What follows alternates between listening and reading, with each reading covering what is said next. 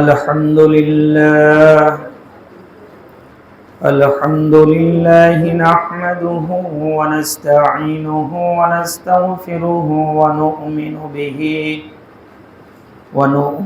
به ونتوكل عليه ونعوذ بالله من شرور أنفسنا ومن سيئات أعمالنا من يهده الله فلا مضل له ومن يضلل فلا هادي له ونشهد أن لا إله إلا الله وحده لا شريك له ونشهد أن سيدنا محمدا عبده ورسوله الذي أرسله بالحق بشيرا ونذيرا وداعيا إلى الله بإذنه وسراجا منيرا فقد قال الله تعالى في كلامه المجيد والفرقانه الحميد أعوذ بالله من الشيطان الرجيم بسم الله الرحمن الرحيم ولا تحسبن الذين قتلوا في سبيل الله أموات بل أحياء عند ربهم يرزقون وقال تعالى والذين قتلوا في سبيل الله فلن يضل أعمالهم سيهديهم ويصلح بالهم ويدخلهم الجنة عرفها لهم وقال النبي صلى الله عليه وسلم في يوم البدر اللهم إن تهلك هذا العصابة اليوم لا تعبد اللهم إن شئت لم تعبد بعد اليوم أبدا رواه البخاري أو كما قال عليه الصلاة والسلام أعوذ بالله من الشيطان الرجيم فإن خير الحديث كتاب الله وخير الهدي هدي محمد صلى الله عليه وسلم وشر الأمور محدثاتها وكل محدثة بدعة وكل بدعة ضلالة وكل ضلالة في النار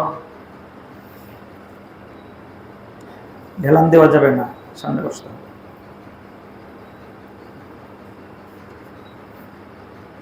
সমস্ত প্রশংসা এবং যাবতীয় তারিফ সেই মহান আল্লাহ সুবহানাহু ওয়া তাআলার জন্য, যে আল্লাহ সুবহানাহু ওয়া তাআলা আজকের এই সুন্দরতম একটি পরিবেশ, একটি আবহাওয়া, পবিত্র জুমার দিন আল্লাহ রাব্বুল আলামিন তার কতিপয় বান্দাদেরকে আল্লাহর ঘর মসজিদে শারীরিক মানসিক সুস্থতা দান করে এই মসজিদ পর্যন্ত আসার তৌফিক দান করেছেন। এই জন্য আমরা কালিমাতুশ শুকর আদায় করছি এবং সকলেই করুন আলহামদুলিল্লাহ। দুরূদ এবং সালাম বর্ষিত হোক প্রিয় নবী মুহাম্মদুর রাসূলুল্লাহ সাল্লাল্লাহু আলাইহি ওয়াসাল্লামের প্রতি। আল্লাহুম্মা সাল্লি আলাইহি আল্লাহুম্মা বারিক আলাইহি। যেহেতু প্রতি জুমায় আমি আপনাদের সামনে একটি নির্দিষ্ট বিষয়ের উপর জুমার খুতবা, জুমার আলোচনা পেশ করি, এই জন্য আমাকে পয়েন্ট ভিত্তিক আলোচনা করতে হয়। কারণ হলো গত এক সপ্তাহ আমাকে কোরআন এবং হাদিসের উপরে রিসার্চ করতে হয়। কোন আয়াতগুলো, কোন হাদিসগুলো পেশ করলে মুসলিম উম্মার উপকার হয়, মুসল্লিদের উপকার হয়, তারা বুঝতে পারে এবং তাদের পরবর্তী কর্ম, তাদের ঈমান, তাদের আমল, এটা যেন পরিশুদ্ধ লাভ করতে পারে। এজন্য আমি প্রত্যেকটি বিষয়ে যেহেতু আলোচনা করি, ওই বিষয়ের উপর আমাকে থাকতে হয়। তা না হলে যখন আমি বিষয় থেকে আলাদা হয়ে যাই, তখন এই বিষয়ের উপর পুনরায় আসা সময় আমাকে কন্ট্রোল দেয় না, আমাকে সময় দেয় না যে আলাদা কোনো বিষয়ের উপর আলোচনা করতে গিয়ে আবার সেটাই আসা। তারপরেও দু একটা বিষয় এদিক সেদিক বলতে হয়, এজন্য সময়ের পরিপ্রেক্ষিতে। বর্তমান আমাদের বাংলাদেশ এমন একটি পজিশনে দাঁড়িয়ে আছে, যেই পজিশনটা হলো একটি শূন্যের উপরে কোন জিনিস যেন ঝুলে আছে। কারণ এই দেশে এখন পর্যন্ত কোনো নির্বাচিত সরকার নাই, এবং নির্বাচিত সরকার হলেও কোন ধরনের সরকার হবে, তারা কিভাবে দেশ পরিচালনা করবে, এই ব্যাপারেও আমাদের সামনে কোনো রূপরেখা নাই। তারপরেও সার্বিক বিবেচনায় বাংলাদেশ এখনকার মতে যে কোনো সময়ের চাইতে অধিক মানুষ মুক্ত চিন্তার অধিকারী হতে পারছে, মানুষ কথা বলতে পারছে, মানুষ তার ধর্ম সম্পর্কে বিস্তারিত ব্যাখ্যা সহকারে বলতে পারছে। এটা আলহামদুলিল্লাহ আমাদের জন্য সৌভাগ্য। আল্লাহ রাব্বুল আলামিন আমাদেরকে এই জুমার খুতবা থেকে যা কিছু আলোচনা করব, এখান থেকে ইবরত হাসিল করে আমাদের ব্যক্তি জীবন, পারিবারিক জীবন এবং রাষ্ট্রীয় জীবনে এর বাস্তব প্রতিফলন ঘটার তৌফিক দান করুন। সবাই বলুন আল্লাহুম্মা আমিন। আমি আপনাদের সামনে আজকে যে বিষয়ের উপর আলোচনা পেশ করব, সেটা হলো আশ-শাহাদাতু ফি সাবিলিল্লাহ, আল্লাহর রাস্তায় শহীদ হওয়ার মর্যাদা। আল্লাহর রাস্তায় যারা শহীদ হয়, তাদের জন্য আল্লাহ রাব্বুল আলামিন কি ব্যবস্থা রেখেছেন, তাদের মর্যাদা দুনিয়ায় কতখানি, এবং মৃত্যুর পরে অর্থাৎ শহীদ হওয়ার পরে তাদের মর্যাদা কতখানি, এই বিষয়ের উপর কোরআন কি বলে, এই বিষয়ের উপর সহিহ হাদিস কি বলে, সংক্ষিপ্ত আলোচনার বিষয়বস্তু হলো এটাই যে শাহাদাত এটা প্রত্যেক মুমিনের অন্তরে থাকা দরকার। যিনি বলবেন আমি মুমিন, তার অন্তরে শাহাদাতের প্রেরণা থাকতে হবে। শাহাদাতের যে মৃত্যু, এত বড় সম্মানজনক মৃত্যু, এই পৃথিবীর বুকে আর কোনো মৃত্যু হতে পারে না। মানুষ বিভিন্ন ভাবে মারা যায়, বিছনায় পড়ে মারা যায়, রোড অ্যাক্সিডেন্টে মারা যায়, তারপরে বিভিন্ন অ্যাক্সিডেন্টে মারা যায়, অসুখ বিসুখে মারা যায়, কেউ জন্মের আগেও মারা যায়, কেউ 100 বছর বয়সে মারা যায়, অনেক সময় বাবার আগে ছেলে মারা যায়, অনেক সময় বাবার আগে নাতিও মারা যায়, যায় কিনা বলেন? তার মানে হলো জন্ম যখন হয়েছে, মৃত্যুর স্বাদ একদিন ভোগ করতেই হবে। এই চিরসত্যর উপরে যদি আমরা বিশ্বাস থাকে, তাহলে জন্ম যখন হয়েছে, মৃত্যু যখন হতেই হবে, তাহলে পৃথিবীর মধ্যে সর্বশ্রেষ্ঠ মৃত্যু হলো শাহাদাতের মৃত্যু। এর চাইতে শ্রেষ্ঠ মৃত্যু, উত্তম মৃত্যু আর পৃথিবীতে নাই। সেই মৃত্যুর জন্য আল্লাহর কাছে কোন মুমিন বান্দা যদি রোনাজা করে চায়, আল্লাহ রাব্বুল আলামিন তাকে শাহাদাতের মৃত্যু দান করেন। সুবহানাল্লাহ। এবং এই শাহাদাতের মৃত্যু সে যদি ঘরে শুয়েও হয়, তার অন্তরে যদি শাহাদাতের তামান্না থাকে, তার অন্তরে যদি শাহাদাতের আকাঙ্ক্ষা থাকে, সে বিছনায় পড়ে মৃত্যুবরণ করলেও আল্লাহ রাব্বুল আলামিন তাকে শাহাদাতের মর্যাদা দান করবেন। সুবহানাল্লাহ। তাহলে এইরকম একটা মৃত্যু আল্লাহর কাছে চাওয়া, এটা অত্যন্ত পরম সৌভাগ্যের বিষয়। আল্লাহ রাব্বুল আলামিন আমাদের প্রত্যেকের অন্তরে শাহাদাতের তামান্না কামনা হওয়ার তৌফিক দান করুন। সবাই বলুন আল্লাহুম্মা আমিন। শাহাদাত মানে হলো সাক্ষ্য দেওয়া। আর যিনি চিরসত্য ইসলামকে জমিনে বাস্তবায়ন করার জন্য বাতিলের বিরুদ্ধে কাফেরদের সাথে লড়াই করে জীবন দেন তাকে শহীদ বলা হয়। তাহলে এক কথায় শহীদ হলো একজন ইমানদার আল্লাহর জমিনে আল্লাহর ইসলাম বাস্তবায়নের জন্য কাফের মুশরিক বেঈমানদের সাথে লড়াই করতে গিয়ে যারা জমিনে ফিল্ডে যারা মারা যায় তাদেরকে কি বলা হয়? শহীদ বলা হয়। এই শহীদদের ব্যাপারে আল্লাহ রাব্বুল আলামিন বলেন, যারা শহীদ হয় তাদেরকে তোমরা মৃত বলো না, আল্লাহর কাছে তারা জীবিত, তাদেরকে তোমরা মৃত বলো না। যে শহীদের সে তো মৃত্যু হয়েছে এই কথা বলো না। সূরা বাকারার 154 নম্বর আয়াতে আল্লাহ সুবহানাহু ওয়া তাআলা বলেন, ولا تحسبن الذين قتلوا في سبيل الله اموات, যারা নাকি আল্লাহর রাস্তায় শহীদ হলো তাদের ব্যাপারে তোমরা মৃত ধারণা করো না, তাদের ব্যাপারে এই ধারণা পোষণ করো না যে তারা মারা গেছে, এই ধারণা তোমরা পোষণ করো না। বাল আহইয়াউন ইনদা রাব্বিহিম ইউরযাকুন, বরং তারা জীবিত এবং তাদেরকে আল্লাহ রাব্বুল আলামিন রিজিক দান করে থাকেন। সুবহানাল্লাহ, তারা জীবিত, তারা মারা গিয়ে অমর, তাদের কর্মকে আল্লাহ পাক নিষ্ফল করেন না। তারা আল্লাহর জমিনে আল্লাহর দ্বীন কায়েমের জন্য লড়াই করে শহীদ হয়েছে। হে দুনিয়ার মানুষ, তাদেরকে মৃত বলো না, আল্লাহর কাছে তারা জীবিত, দুনিয়ায় তারা অমর থাকবে এবং মৃত্যুর পরেও তাদের জন্য রয়েছে বালাখানা, তাদের জন্য রয়েছে রাজ প্রসাদ, তাদের জন্য রয়েছে উত্তম রিজিকের ব্যবস্থা। সুতরাং আমরা শহীদের মৃত্যুকে সাধারণ কোনো মৃত্যু বলতে পারি না। সূরা বাকারার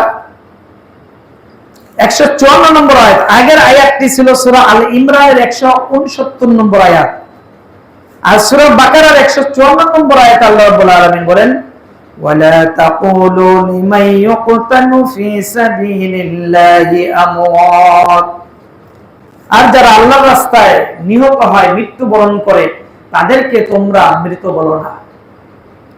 যারা আল্লাহর রাস্তায় লড়াই করে জীবন দেয় তাদেরকে তোমরা মৃত বলো না। বাল আহইয়াউন ওয়ালাকিন লা তাশউরুন, বরং তারা জীবিত, তারা অমর, কিন্তু তোমরা সেটা বুঝতে পারো না।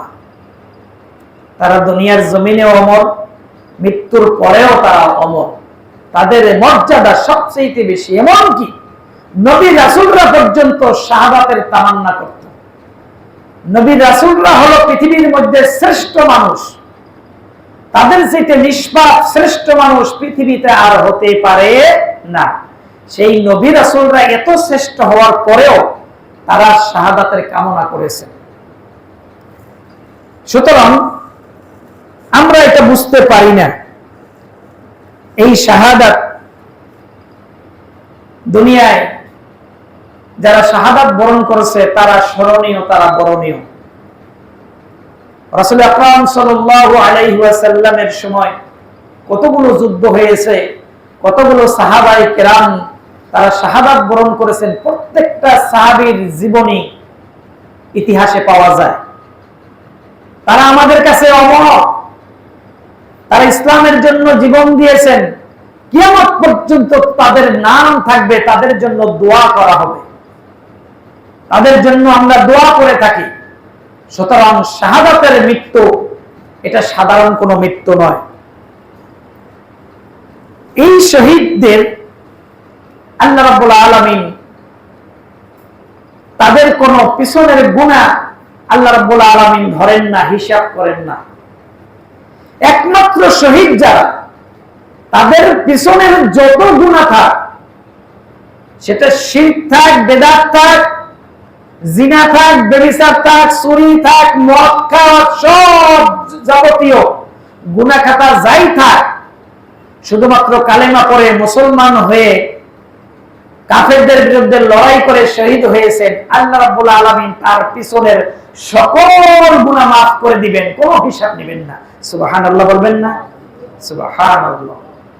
কিন্তু একমাত্র শহীদ ছাড়া পৃথিবীর সমস্ত মুসলমান হোক, মুমিন হোক, নর হোক, নারী হোক, সে যত বড় আমলদার লোক হোক তারও হিসাব হবে। যত বড় বুজুর্গ লোক হোক, সে আকাশ দিয়ে উড়ে যায়, জীবনে একটা গুনাহ করে নাই, তারপরেও তার হিসাব হবে। কারণ পৃথিবীতে কোন মুমিন যদি কোনো গুনাহ করে নাই, তারপরে তার হিসাব কি হবে? আল্লাহ পাক যে তারকে নিয়ামত দিয়েছেন, এই নিয়ামতের হিসাব হবে।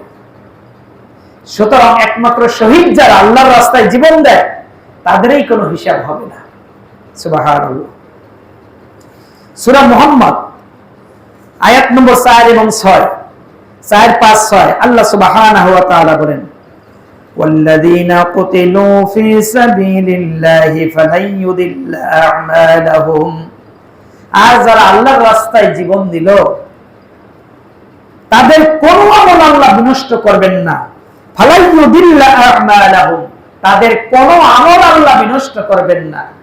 তারা যত ভালো কাজ করছে, এই ভালো কাজের সওয়াব তো দিবেনই, বরং তাদের যত মন্দ কাজগুলো আছে, মন্দ কাজগুলোকে আল্লাহ রাব্বুল আলামিন হাসানা দিয়ে পরিবর্তন করে দিবেন। সুবহানাল্লাহ। তাদের মন্দ কাজগুলো কি করবেন? ভালো আমল দিয়ে পরিবর্তন করে দিবেন।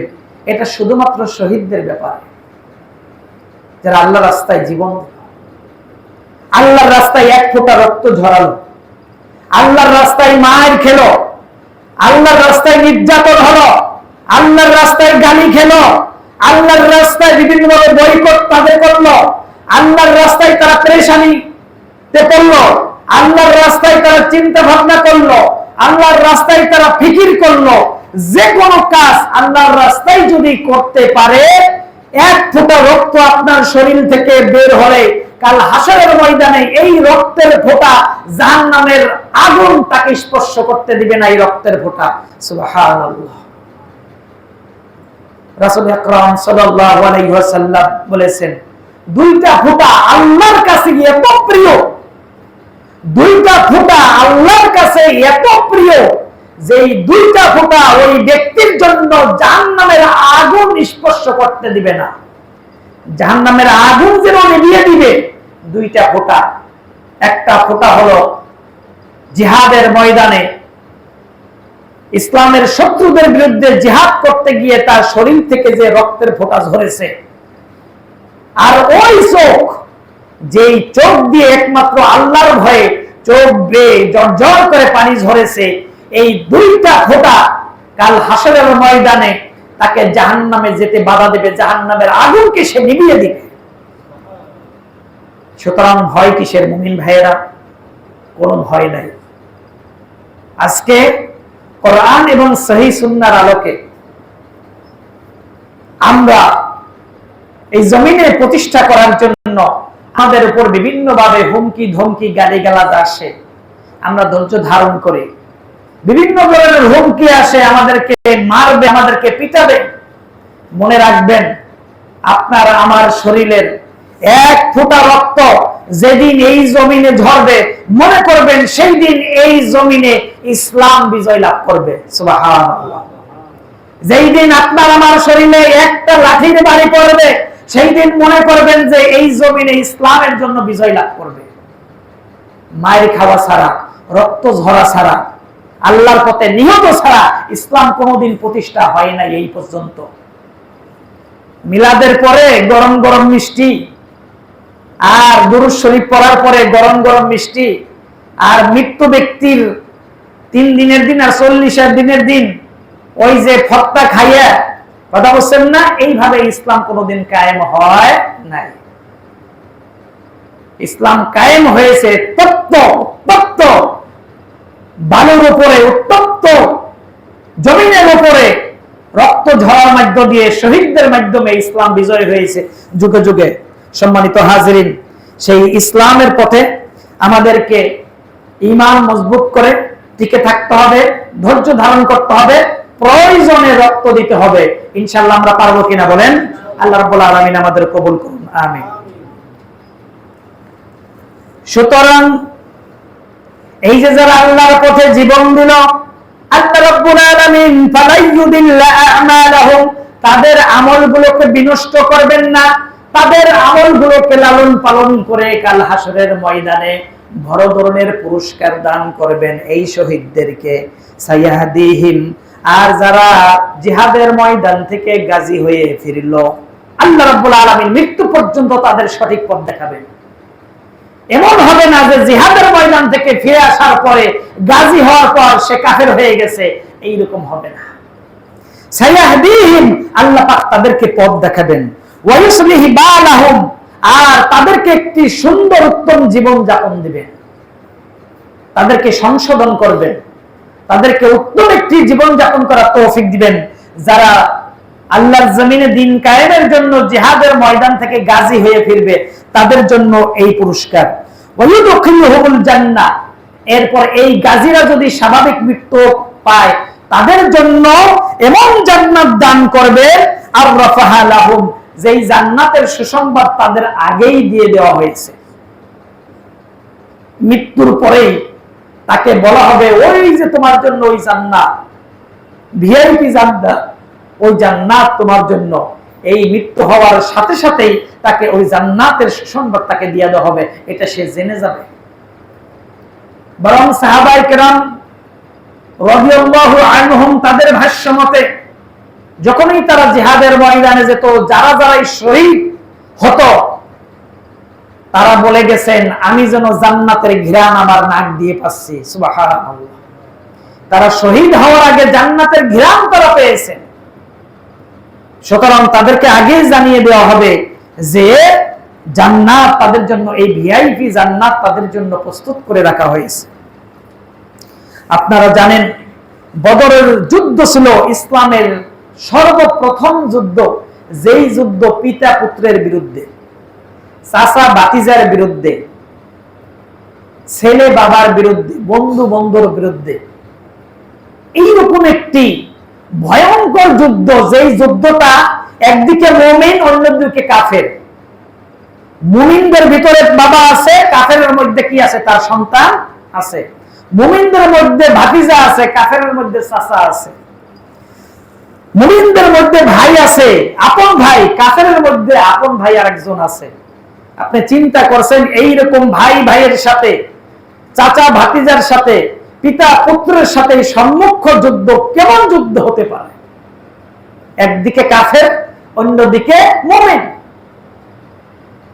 আল্লাহ রাব্বুল আলামিন পবিত্র কোরআনে বলেছেন, আল্লাযীনা আমানু ইউকাতিলুনা ফি সাবিলিল্লাহ, তারাই মুমিন যারা আল্লাহর পথে জিহাদ করে। ওয়াল্লাযীনা কাফারু ইউকাতিলুনা ফি সাবিলিত তাগুত, আর তারাই হলো কাফের যারা তাগুতের পক্ষে লড়াই করে। ঈমানদারদের লড়াই কার পক্ষে বলেন? আল্লাহর পক্ষে লড়াই হয়। সুতরাং এই বদরের যুদ্ধ সংগঠিত হয়েছিল 624 খ্রিস্টাব্দ, দ্বিতীয় হিজরি। আল্লাহ রাসূল মক্কা থেকে মদিনায় যাওয়ার পরে দ্বিতীয় হিজরির 17 রমজান মাসে বদর নামক প্রান্তে এই যুদ্ধটা হয়েছিল। কাফের কুরাইশরা 1000 সৈন্য, 100টি ঘোড়া ছিল, খুব সুসজ্জিত যুদ্ধ ঘোড়া। যেমন বর্তমানে যুদ্ধ বিমান আছে না, জেট বিমান, যে গুগল বলে, কি বলে, যুদ্ধ বিমান। এই যুদ্ধের জন্য প্রস্তুত ঘোড়া ছিল 100টি কাফেরদের। 600-র মতো ছিল শিরস্ত্রাণ, যেগুলো যুদ্ধ বর্ম বলে, যেগুলো গায়ে দিয়ে যুদ্ধ করে, যদি তরবারি দিয়ে কোপ দেয় শরীরে আঘাত করবে না। এইরকম 600 লোকের সশস্ত্র যুদ্ধাস্ত্র নিয়ে, এবং অসংখ্য উট, যেগুলোর ভিতরে আপনার খাদ্য ইত্যাদি ছিল, তারা রণ শস্ত্র ইত্যাদি, তারা খুব সাজগোজ করে মদিনা এবং রাসূল সাল্লাল্লাহু আলাইহি সাল্লামের যে ক্ষুদ্র একটি দল, এই দলকে ধ্বংস করে দিবে, এই দলকে নাস্তানাবুদ করে দিবে। আপনাদের মনে রাখতে হবে, হকের পক্ষের লোকেরা যুগে যুগে ক্ষুদ্র ছিল, হকের পক্ষের জনগণ যুগে যুগে অল্প ছিল। তারা সংখ্যায় বেশি ছিল না, তারা সংখ্যায় ছিল অল্প। তারা দুনিয়ার কোন যুদ্ধের অস্ত্রের তারা বাহাদুরি করে নাই, দুনিয়ার কোন টাকা পয়সার উপর তারা ভরসা করে নাই। তাদের ভরসা কোনো জনবল ছিল না, তাদের ভরসা কোনো রাষ্ট্রের কোনো শক্তি ছিল না, তাদের ভরসা ছিল কার উপর বলেন? আল্লাহ সুবহানাহু ওয়া তাআলার উপর। তাহলে মুমিনদের এই ক্ষুদ্র দলটি যাদের কোনো তেমন যুদ্ধের কোনো প্রস্তুতিই ছিল না, তেমন কোনো ঘোড়াও ছিল না, 313 জন। কতজন? 313 জন। আর ওদিকে কাফের কুরাইশরা 1000, তাদের অশ্ব শস্ত্র সজ্জিত, তারা চলে আসছে বদর নামক প্রান্তে। অনেক মুমিনদের মনে হতভম্ব হয়ে গেল, চিন্তার রেখা দাগ পড়ে গেল। সামনাসামনি দেখা যাচ্ছে 1000 সৈন্য দাঁড়িয়ে আছে, এইদিকে মুমিনরা মাত্র 313 জন। আল্লাহর নবী সাল্লাল্লাহু আলাইহি ওয়াসাল্লাম বদরের দিনের রাত্রিবেলা তিনি যখন জানতে পারলেন ওরা 1000 সৈন্য সামন্ত, অনেক সাহাবারা এসে বলল, ইয়া রাসূলুল্লাহ, এই অসম যুদ্ধ কিভাবে হতে পারে? একটা অসম যুদ্ধ। রাসূল সাল্লাল্লাহু আলাইহি ওয়াসাল্লাম বললেন যে তোমরা ভয় পেও না, আমাদের সাথে কে আছেন বলেন? আল্লাহ আছেন। সাহাবারা ঘুমিয়ে গেল, খুব গভীর ঘুম হলো। কারণ গভীর ঘুমে কি হয়? মাথা ঠান্ডা থাকে, ঠিক না? এবং মুসলিমরা যেই পাশে দাঁড়িয়েছিল ওই পাশটা ছিল বালু, ওই পাশটা ছিল কি? বালু ছিল। আর কাফেররা যেই পাশে দাঁড়িয়েছিল ওই পাশটা ছিল হলো শক্ত মাটি। রাত্রিবেলা আইছে বৃষ্টি। এখন বলেন, বালু বৃষ্টি পাইলে কি হয়? শক্ত হয় না নরম হয়? শক্ত হয়। আর শক্ত মাটি, দোআঁশ মাটি যদি হয়, বৃষ্টি পাইলে কি হয়? নরম হয়। আল্লাহর পক্ষ থেকে বিজয় শুরু হয়ে গেছে না? তারপরে রাসূল সাল্লাল্লাহু আলাইহি ওয়াসাল্লাম রাত 2টার সময় উঠে গেলেন, সাহাবারা ঘুমিয়ে গেছে। আল্লাহ রাসূল সাল্লাল্লাহু আলাইহি ওয়াসাল্লাম উঠে তিনি 2 হাত তুলে দিলেন। তিনি 2 হাত তুলে তিনি আল্লাহর কাছে ফরিয়াদ করলেন, আল্লাহুম্মা ইন তুহলিকা হাযাল ইসাবাতা ইয়াওম লা তা'বুদ। হে আল্লাহ, তুমি যদি আজকে অর্থাৎ আগামীকাল তুমি যদি এই ছোট্ট একটি দলকে যদি তুমি ধ্বংস করে দাও, যদি তুমি কাফেরদের হাতে যদি ধ্বংস করে দাও, তাহলে তোমার ইবাদত করার মতো আর কেউ থাকবে না।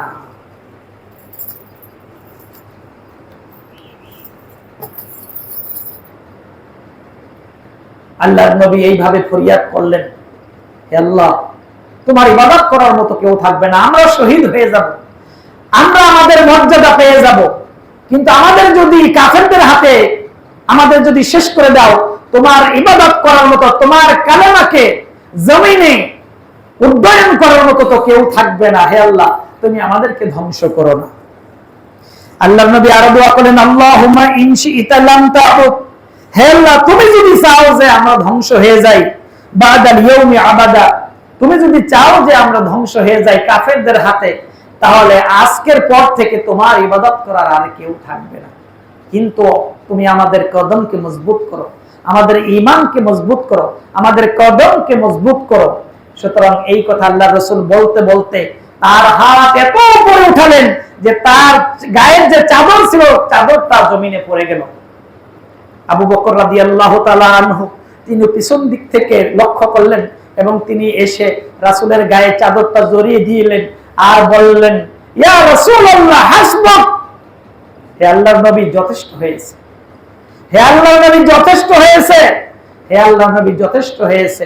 আবু বকরের এই শব্দ শুনে আল্লাহর নবী তিনি হাত নামিয়ে আবু বকরকে বললেন, হে আবু বকর, তুমিও ভয় পেও না, কারণ সেই গারে সুর যেখানে আল্লাহ আমাদেরকে সাহায্য করেছিলেন, আজও আল্লাহ আমাদেরকে সাহায্য করবেন। আবু বকর রাদিয়াল্লাহু তাআলা বললেন, হে আল্লাহর নবী, যথেষ্ট হয়েছে। আবু বকর কেন বললেন যথেষ্ট হয়েছে? যে আল্লাহর নবী আপনি যেভাবে দোয়া করেছেন আল্লাহ কবুল করে ফেলেছেন, এটা আমার ইতমিনান। আগামীকাল আমরা বিজয় লাভ করব আল্লাহর সাহায্যে, এই ব্যাপারে আমার কোনো সন্দেহ নাই। আবু বকরের মনে কোনো সন্দেহ ছিল? কোনো সন্দেহ নাই। সম্মানিত ভাইরা, তাহলে যুগে যুগে আল্লাহ রাব্বুল আলামিনের পথে যারা থাকেন তাদের কয়েকটি বৈশিষ্ট্য লক্ষ্য করতে হবে। তাদের 1 নম্বর বৈশিষ্ট্য হলো তারা হবে ধৈর্যশীল। 2 নম্বর বৈশিষ্ট্য হলো তারা সংখ্যায় হবে কম। তারা সংখ্যায় কি হবে? কম হবে। আজকে যারা কোরআন এবং সহিহ হাদিসের উপর চলতে চায়, সহিহ সুন্নাতের উপর চলতে চায়, আল্লাহর কালাম এবং রাসূলের সুন্নতের উপর চলতে চায়, তাদের সংখ্যা বাংলাদেশে বেশি না কম বলেন? কম, নিতান্তই কম, হাতে গোনা। কিন্তু আজকে যারা বেদাতের উপরে চলে, যারা বিভিন্ন যুক্তির উপরে চলে, যারা ধর্মকে বাদ দিয়ে অন্য কিছুর উপরে চলে, তাদের সংখ্যা একজন দুজন নয়, হাজার হাজার, লক্ষ লক্ষ, কোটি কোটি। অথচ বিভিন্ন ধরনের আপনার মাইকিং করে থাকে তৌহিদি জনতা। তাওহীদই বুঝে নাই বলে তৌহিদি জনতা। কিসের তৌহিদি জনতা? ফরিদপুরের ওই পাশে একটা মসজিদ ভেঙে ফেললো, ভেঙে ফেলার পর ফেসবুকে আইছে তৌহিদি জনতা মসজিদ ভেঙে দিয়েছে। বলেন কোন মসজিদ কি তৌহিদি জনতা ভাঙতে পারে? সে কি তৌহিদি জনতার মধ্যে পড়ে?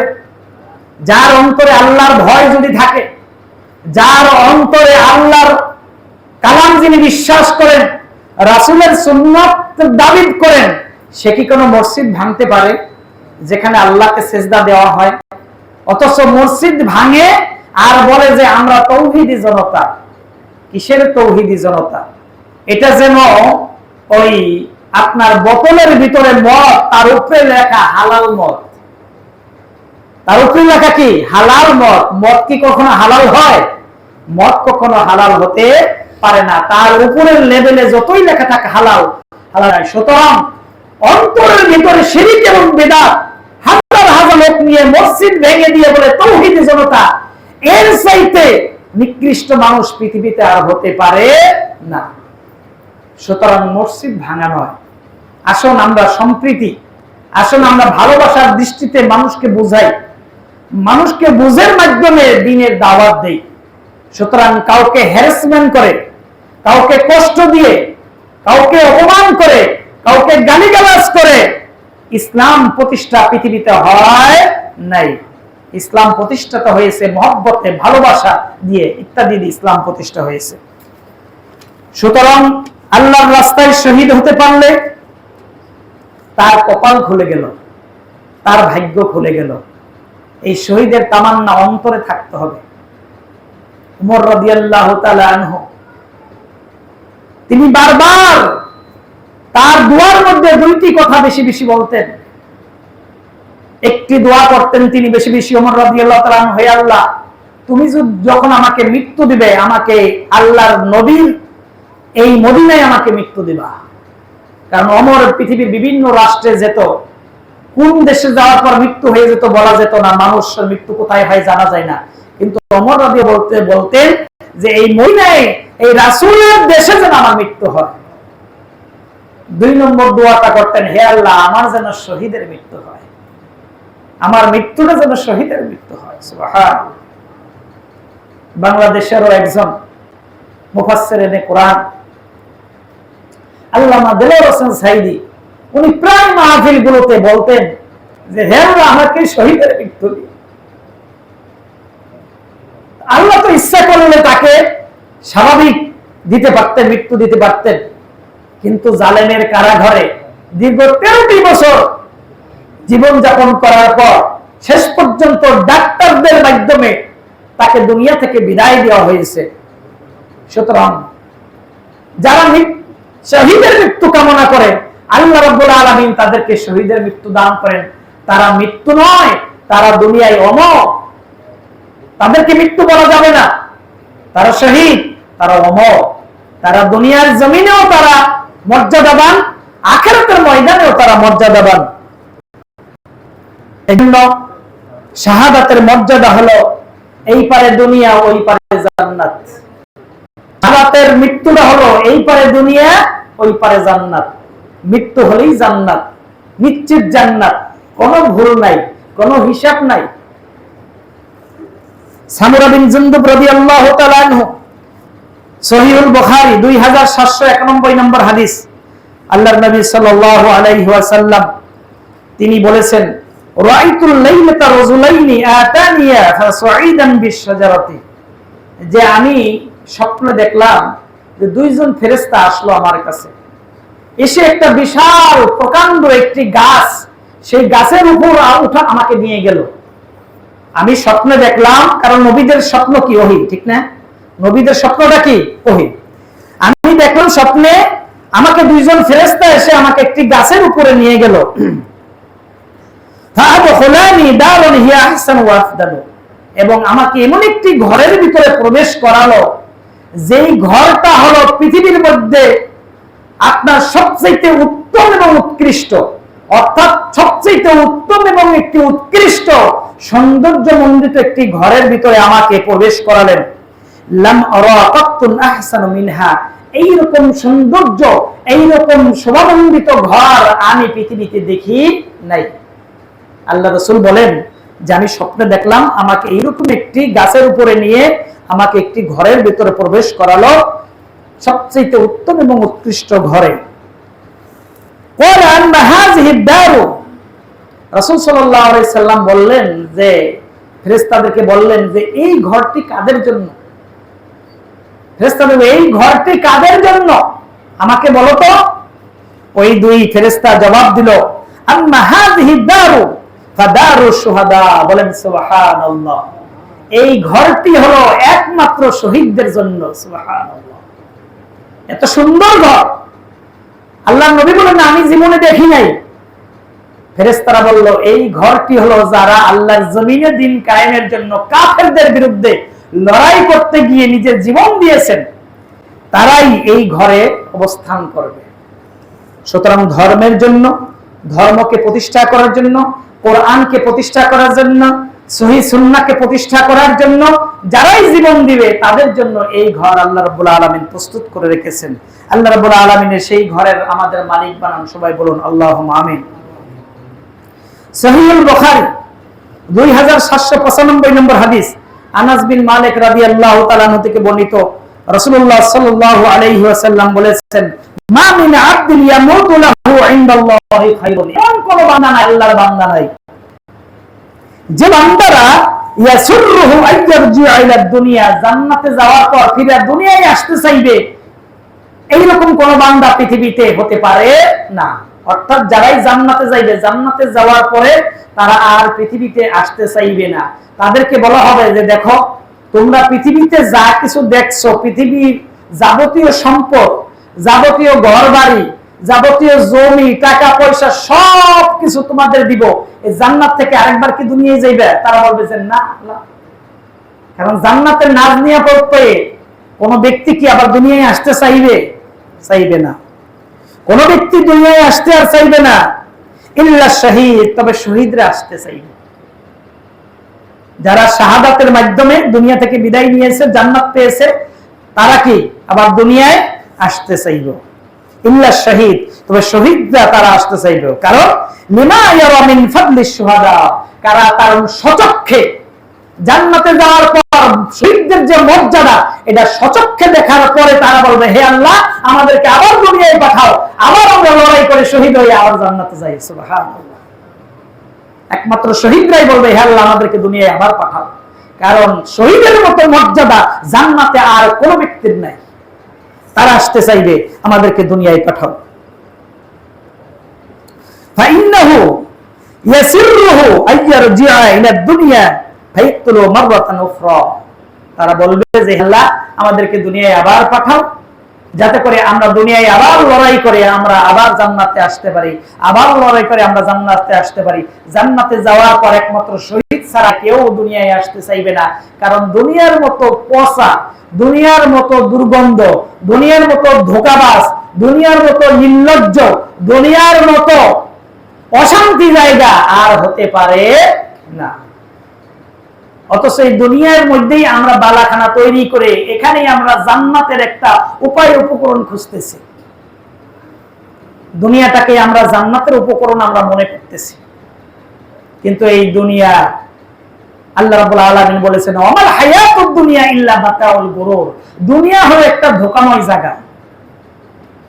এই জায়গায় থাকার চেষ্টা করা ঠিক নয়। এখানে শুধুমাত্র মুসাফির, গাছের তলায় কিছুক্ষণ জিরিয়ে আবার গন্তব্যস্থলে পৌঁছবো, সেই গাছের তলার ছায়া, এটা হলো দুনিয়া। এটাকে আঁকড়ে থাকা যাবে না, এখানে ধরে রাখা যাবে না। দুনিয়ার মহব্বত অন্তর থেকে বের করে দিতে হবে। মহব্বত থাকবে শুধুমাত্র আল্লাহর জান্নাতে, শুধুমাত্র আল্লাহর জান্নাতে। তাহলে এই শহীদগণের মর্যাদা আল্লাহ সুবহানাহু ওয়া তাআলা দিয়েছেন। এই শহীদদের যে তামান্না আকাঙ্ক্ষা আমাদের প্রত্যেকেরই থাকা উচিত। আল্লাহ রাব্বুল আলামিন সেই তামান্না আকাঙ্ক্ষা আমাদের সকলকে দান করুন, আমিন। জামে আত-তিরমিজি 1668 নম্বর হাদিস, আবু হুরায়রা রাদিয়াল্লাহু তাআলা থেকে বর্ণিত, রাসূল আকরাম সাল্লাল্লাহু আলাইহি ওয়াসাল্লাম বলেছেন, আশ-শাহীদু লা ইয়াজিদু আলামাল কতল ইল্লা কামা ইয়াজিদু আহাদুকুমুল আলামাল কুরসা। যে শহীদরা যখন মারা যায় তখন যে ব্যথা অনুভব করে, তখন যে কষ্ট অনুভব করে, এই কষ্টটা, এই ব্যথাটা একটা পিঁপড়া কাটার ব্যথার চাইতে বেশি না। সুবহানাল্লাহ। একটা পিঁপড়া যদি কাটে কিরকম আর ব্যথা হয়, কিছুক্ষণ পর, কয়েক সেকেন্ড পরে দেয়, আবার শেষ হয়ে যায়।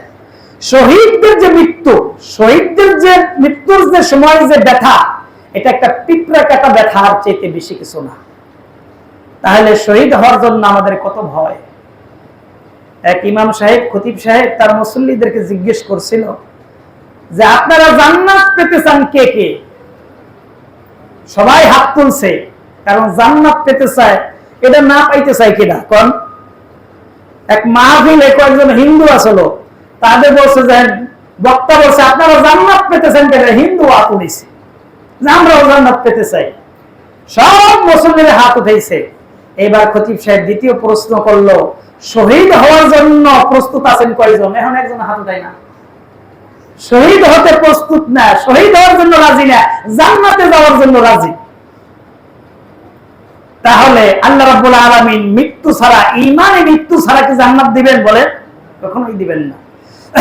সুতরাং প্রস্তুতি আমাদের নিতে হবে, কারণ দুনিয়ার যে সংক্ষিপ্ত সফরে আমরা এসেছি, এটা স্বাভাবিকভাবেই আমাদের মৃত্যু হয়ে যাবে। আপনার আমার চোখের সামনে, আপনার আমার বাস্তব জীবনে ভাই চলে গেল, বাবা চলে গেল, দাদা চলে গেল, আত্মীয় স্বজন চলে গেল, মই মুরব্বীরা চলে গেল, সমবয়সী লোকেরা চলে গেল, কিন্তু আপনি আমি যাব না, এইরকম কোন গ্যারান্টি কি দেওয়া যাবে? যে কোনো সময়, যে কোনো মুহূর্তে আপনার আমার যতটুকু হায়াত আল্লাহ পাক নির্ধারণ করেছে, ইজা জাআ আজালুহুম লা ইস্তাখিরুনা সাআতা ওয়া লা ইস্তাকদিমুন, যখন আজল চলে আসবে, মৃত্যুর সময় চলে আসবে, তখন এক মুহূর্ত আগে হবে না, এক মুহূর্ত পরে হবে না, মৃত্যু অবধারিত। আমি নিজে বহু বাবা কাঁধে ছেলের লাশ দেখেছি, ছেলের লাশ বাবা বহন করতে দেখেছি। এর চাইতে ভারী বোঝা পৃথিবীতে আর হতে পারে না। বাবার চোখের সামনে ছেলে মারা গেছে, নাতি মারা গেছে। ভাইয়েরা আমার, মৃত্যু যেখানে নিশ্চিত, সেই মৃত্যুটা যদি শাহাদাতের মৃত্যু হয়, সেই মৃত্যুর আকাঙ্ক্ষা যদি শাহাদাতের মৃত্যু হয়, তাহলে এর চাইতে সুন্দর মৃত্যু পৃথিবীতে হতে পারে না। ভাইয়েরা আমার, এই শাহাদাতের মৃত্যু অন্তরে সর্বদা থাকতে হবে, 24 ঘন্টায় থাকতে হবে। আল্লাহ ছাড়া কাউকে ভয় করা যাবে না, দুনিয়ার মানুষকে তো অবশ্যই না। সহিহুল বুখারী দ্বিতীয় খণ্ড পৃষ্ঠা নম্বর 117, আবু হুরায়রা রাদিয়াল্লাহু তাআলা আনহু থেকে বর্ণিত, রাসূল আকরাম সাল্লাল্লাহু আলাইহি ওয়াসাল্লাম একটি লম্বা হাদিসের পরে লাস্টে তিনি খুব জোর দিয়ে বলেছেন, ওয়াল্লাযী নাফসি বিয়াদিহি, সেই সত্তার কসম যার হাতে আমার প্রাণ, সেই আল্লাহর কসম করে বলছি যার হাতে আমার প্রাণ। এই কসম কাটার পরে আল্লাহর নবী বললেন, লা ওয়াদিতু আন্নী উকতালা ফি সাবিলিল্লাহ, আমার মন চায়, আমার ইচ্ছা যে আমি আল্লাহর রাস্তায় শহীদ হই। এই কামনাটা কে করছেন? মুহাম্মাদুর রাসূলুল্লাহ সাল্লাল্লাহু আলাইহি সাল্লাম, পৃথিবীর শ্রেষ্ঠ মানুষ। তিনি কামনা করছেন, লা ওয়াদিতু আন্নী উকতালু ফি সাবিলিল্লাহ, আমি যেন আল্লাহর রাস্তায় শহীদ হই। সুম্মা উহিয়া, আমি যেন আবার আল্লাহ আমাকে জীবিত দেন। সুম্মা উকতালু, এরপর আমি যেন আবার শহীদ হই। সুম্মা উহি, আমি যেন আবার নিহত হই।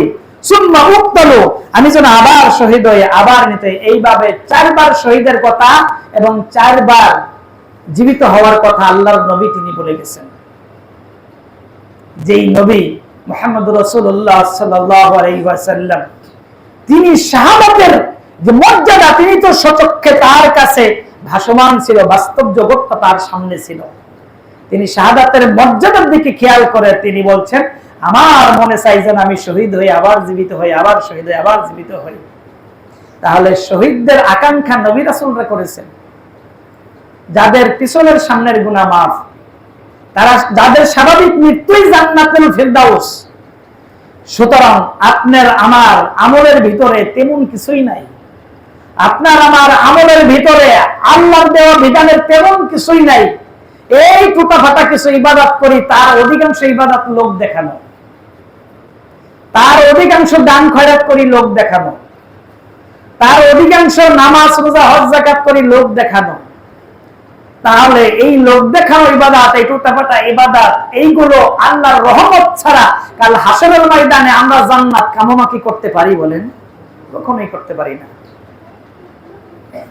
কোন পুঁজি নিয়ে আল্লাহর সামনে দাঁড়াবো? আল্লাহ রাব্বুল আলামিন আমাদেরকে যেন সঠিক ঈমানদার হিসেবে দান করুন, বলুন আমিন। এই যে শহীদের বর্ণনা দিলাম, এর মর্যাদার বর্ণনা দিলাম, এই শহীদ দুই ধরনের। এক ধরনের শহীদ হলো শহীদে হাকিকি, প্রকৃত শহীদ। আরেক নম্বর শহীদ হলো শহীদে হুকুমি, হুকুমগত শহীদ। শহীদে হাকিকি হলো যারা স্রেফ আল্লাহর কালেমাকে বুলন্দ করার জন্য, একমাত্র আল্লাহর দ্বীনকে প্রতিষ্ঠা করার জন্য, যারা ইসলাম বিরোধী বাতিলের সাথে লড়াই করতে গিয়ে জমিনে যারা জীবন দিয়েছেন, তারা হলো প্রকৃত শহীদ। তাহলে এই প্রকৃত শহীদের ক্ষেত্রে শর্ত হলো দুইটা। এক নম্বর হলো শর্ত হলো যারা কাফের বাতিলের বিরুদ্ধে কিন্তু লড়াই করতে হবে।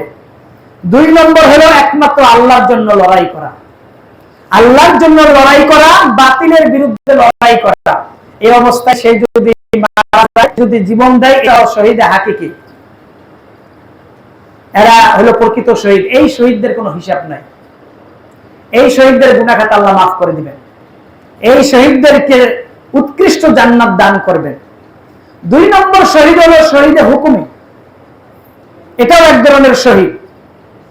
সেই শহীদ কারা? সেই শহীদ হলো আগুনে পুড়ে মারা যায়, যায় কিনা বলেন? কোন ইমানদার, যার ইমান আছে, কাফের না, কোন ইমানদার সে যদি আগুনে পুড়ে মারা যায়, পানিতে ডুবে মারা যায়, রোড অ্যাক্সিডেন্টে মারা যায়, পেটের পীড়ায় মারা যায়, নিজের মালকে হেফাজত করার জন্য, নিজের ইজ্জত আব্রুকে হেফাজত করার জন্য ডাকাত সন্ত্রাসের হাতে মারা যায়, নিজের দেশকে রক্ষা করার জন্য বহির শত্রুর হাতে মারা যায়, এটা হলো শহীদে হুকুমি, এটাও এক ধরনের শহীদ। তবে এই শহীদ হুকুমি ওই শহীদে হাকিকির মর্যাদার সমান না।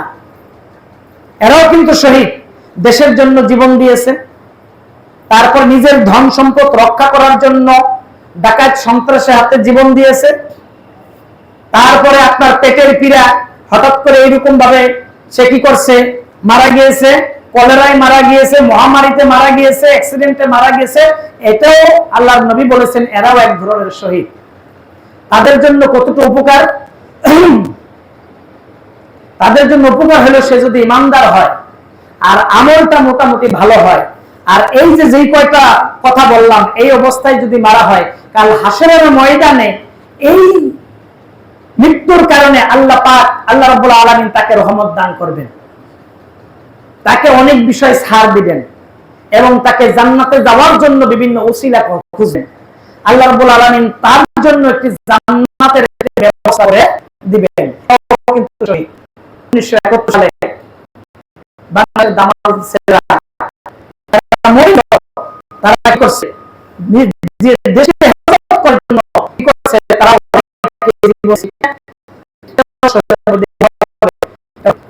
কিন্তু আমাদের অনেক শহীদকে দেখবেন যে ঘোষদাস, শহীদ ঘোষচন্দ্র দাস, কারণ হিন্দু নামে হিন্দু নামে শহীদ লেখা যায়, কিন্তু বিষয় হিন্দুদের নামের আগে, খ্রিস্টানদের নামের আগে, বৌদ্ধদের নামের আগেও আমরা অনেক সময় শহীদ দেখি। শহীদ শব্দটা যত্রতত্র ব্যবহার করা ঠিক নয়। শহীদ একটি মর্যাদাবান শব্দ, এই শব্দটা যেখানে সেখানে লাগালে শহীদের মর্যাদা হানি হয়। সুতরাং এই যে শহীদ আল্লাহর রাস্তায় যারা জীবন দিয়েছে তাদের মর্যাদা আল্লাহ রাব্বুল আলামিনের কাছে অত্যন্ত বেশি। তারা অমর, এই দুনিয়ার জমিনেও তারা সাফল্য, মৃত্যুর পরেও তারা সাফল্য।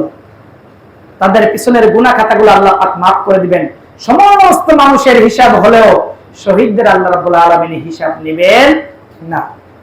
সুতরাং কোরআন এবং সুন্নাহ, কোরআন এবং সহিহ সুন্নাহর আলোকে যারা চলতে চায় তাদের কিন্তু বিভিন্ন ভাবে তাদের উপরে টর্চার হতে পারে, বিভিন্ন ভাবে জুলুম হতে পারে, বিভিন্ন ভাবে তারা অপদস্থ হতে পারে। এতে করে বিচলিত হওয়ার কিছু নাই, ধৈর্য হারা হবেন না। আল্লাহ রাব্বুল আলামিনের কৌশলের কাছে কোনো কৌশল টিকে না, টিকবে বলেন? তারা কত কৌশল করে, কিভাবে এই মসজিদটাকে কিভাবে কি করা যায়, জনশূন্য করা যায়, বিভিন্ন ভাবে এটাকে আক্রমণ করা যায়, এই কৌশল অনেকেই করে। ওমাকারু মাকারুল্লাহ আল্লাহু খায়রুল মাকিরিন। তারা চক্রান্ত করে, কিন্তু আসল কৌশল কার হাতে বলেন?